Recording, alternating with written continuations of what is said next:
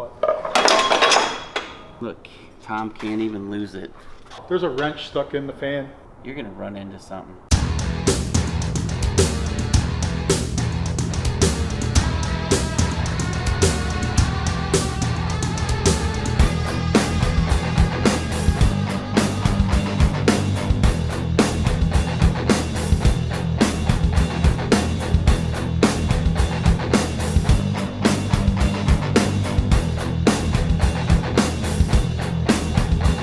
Ladies and gentlemen, you just witnessed history. How about this?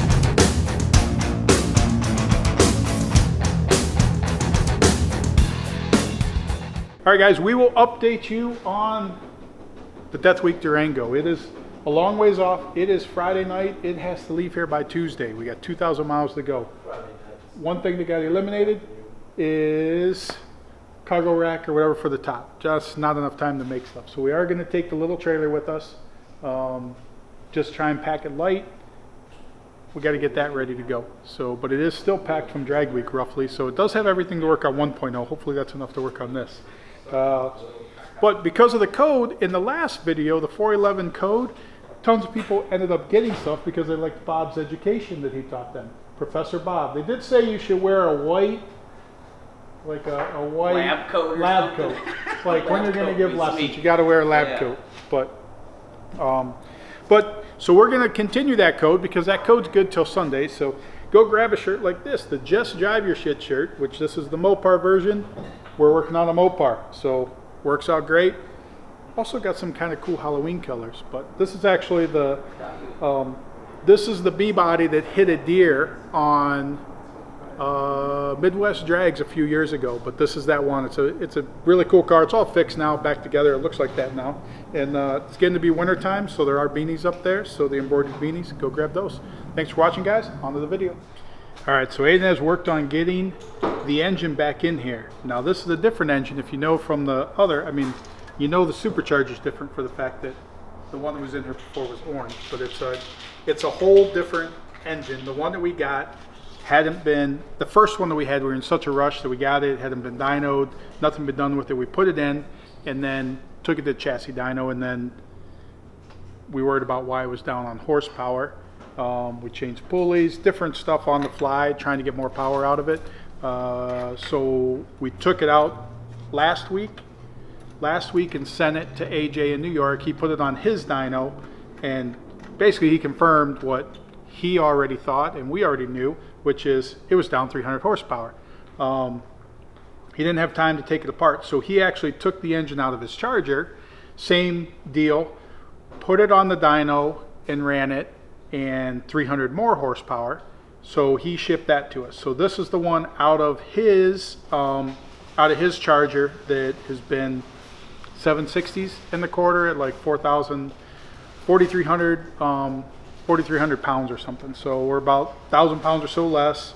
Got it back, got it in here. Now we just got to get wired, plumbed up, and Greg will be here Monday to work on the street tune for it, and then we got to leave Tuesday. So literally we're hoping get this thing running, put 5 miles on it, load it in the trailer and go.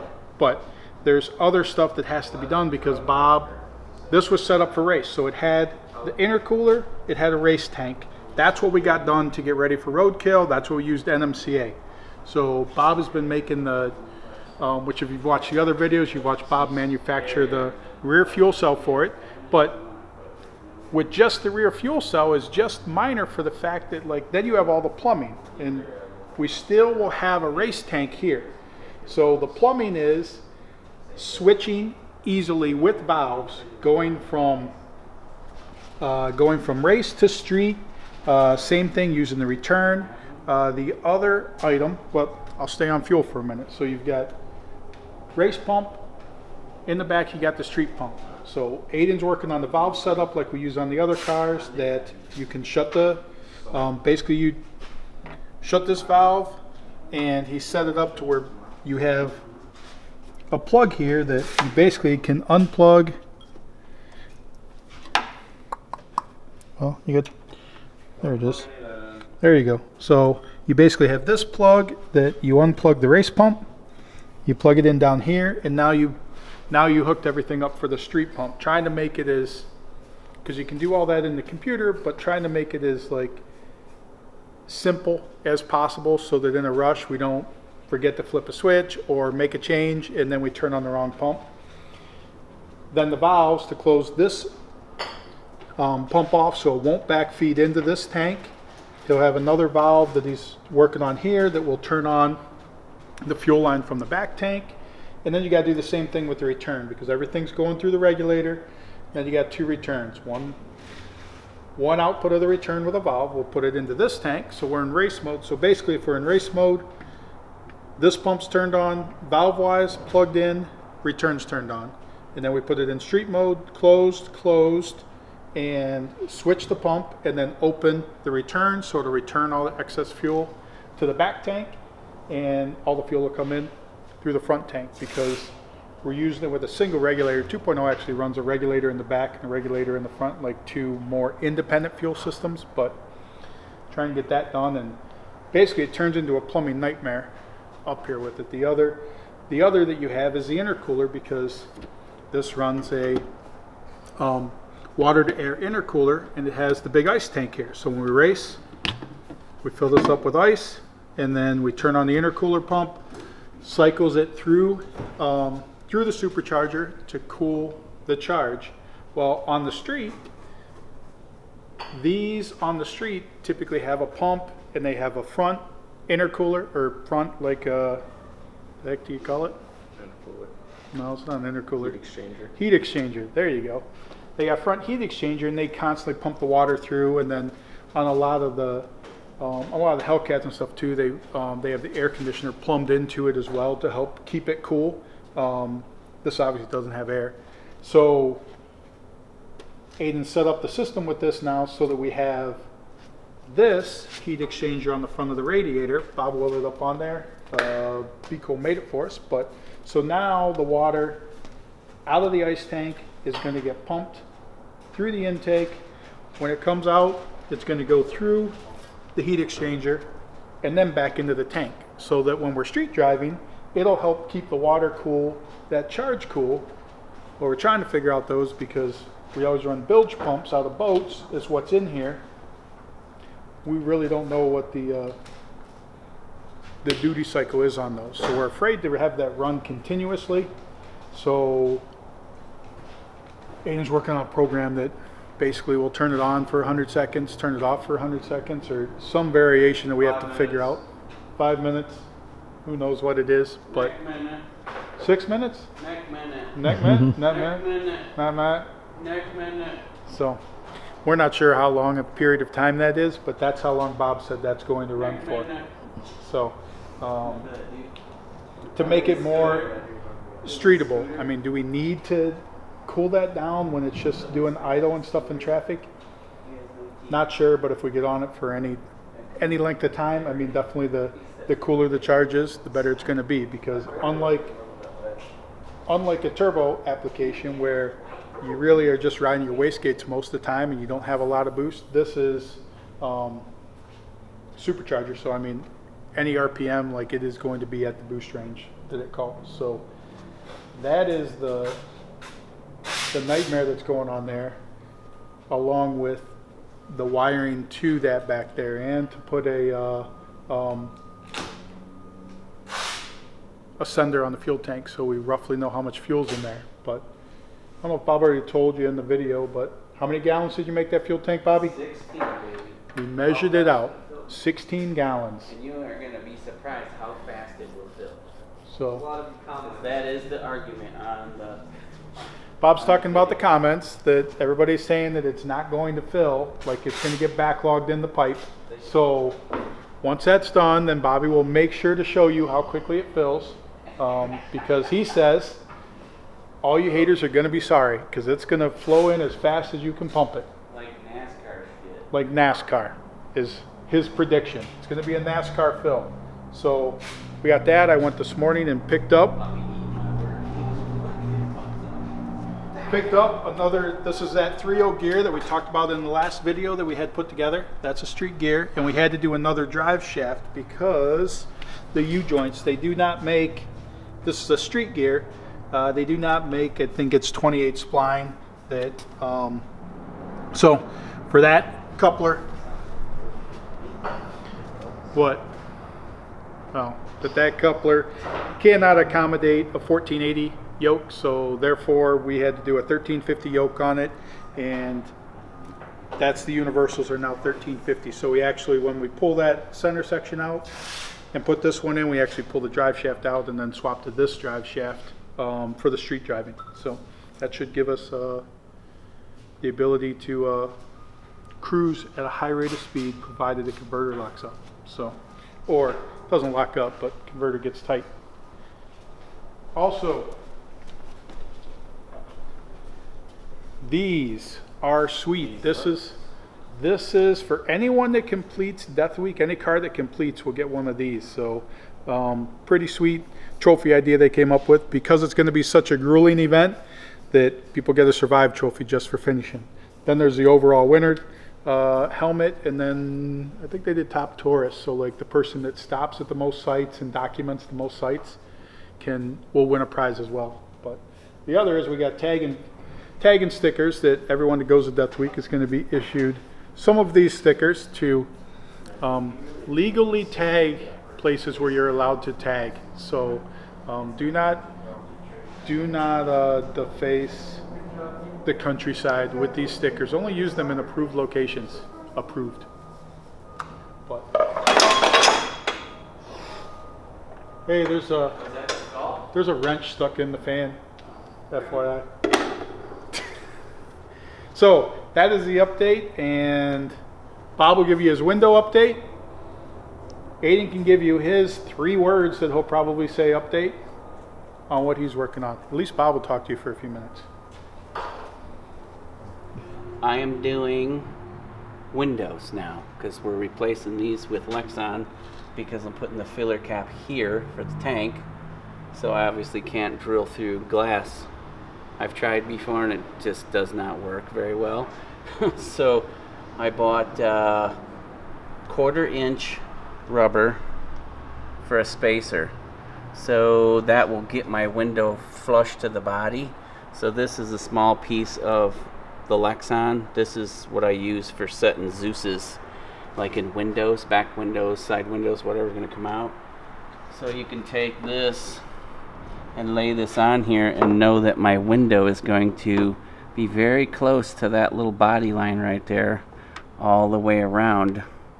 And you can get this stuff in a few different sizes, 2 or 3 different sizes. So this is 3M trim adhesive, whatever I did with it. So that's that stuff. It's super weather strip adhesive. So you put a little on the car, and then you'll put a little bit on the piece, on the back side of the piece. You don't have to put a lot in there, because all I'm really doing is using it to hold the rubber on the car while I drill all the holes for the window. It's not really, it'll get pinched between the window and the car, and the adhesion piece is just really to hold it there for me to work. It's not really there to just never ever come off, because it does come off fairly easy. That stuff has been in that car for 7 years now. I did that car 7 years ago. That was 16. In 16 I finished that car at the other place I worked at, and it's still the same windows and the same pieces of trim. Nothing's sliding out or falling out, but pretty simple stuff. It comes in a roll. Where's my roll? This comes in a roll. How many feet were these, Ed? 15? You buy about 15 foot, you Yeah. got 3. 15 foot. So this will actually go for the windshield when we do a real Lexan window, and it gets a different engine with a bigger blower if ever it does. But that one is just spaced, and then real thick urethane holding that one in. And you can urethane Lexan windows in, but I guess I don't know the full outcome on that, if it lasts for a long time or if it'll fall off.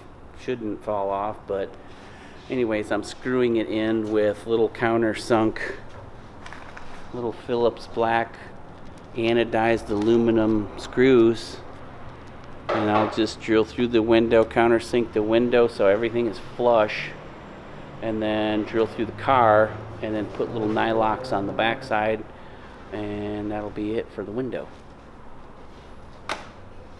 Oh, you know, more wires. Got the engine in? No, it just appeared. Update the people. It wasn't in last video. Well, now it's in. We got it back this week sometime, and then we put it in, and now it's in.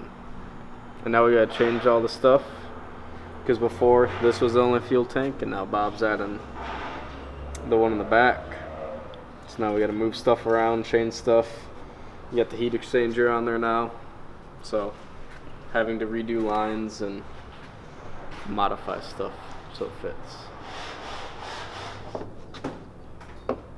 And look, Tom can't even lose it. It's a good thing, huh? Because he loses. Well, drag week he lost. Did he really lose the project hose?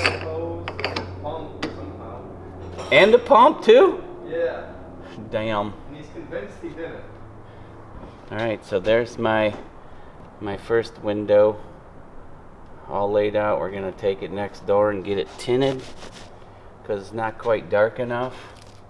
This is just a protective layer on here so we don't scratch it up while we're cutting and sanding and fitting and stuff. But I like how you say we. we? You keep saying so we don't scratch it up while we are cutting it. Well, we would be them guys when they're tinting it, and me while I'm making it. So the other side's already cut. The rubber is glued in. Did you see that? Not yet. Go over on the other side. So I put the rubber on. Oh, It's just a shit. spacer. It's not a seal. I guess it could be, but let's say I effed up and made it a little too short, but you'll never see it because it's behind a black border. And then the little window is cut out. I have not laid out the screws in it yet, or this is not final fit, but it's very close. So this is the process. Here's your tint. Tent? Tint. We have a tent? Tint. He only did one instead of two, like he said he was gonna do. He's too busy to Is that what he said?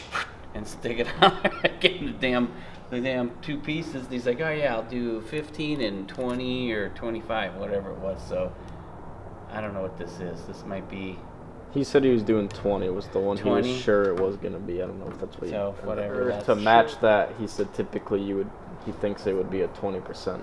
Oh, I don't care about matching that. Fucking limo block it, just like the Well, that's what Bob Durango. wanted was to match. I want them to match, because you're gonna have to do this tint on this window again, unless both windows will just be smoked the color that they are.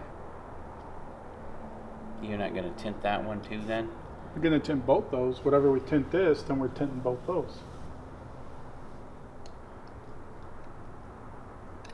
Okay. Right? Why Okay, wouldn't I we? don't know. You're gonna run into something. I can see it Well, already. something what? You're gonna be painting the headlights and everything. We won't be able to see.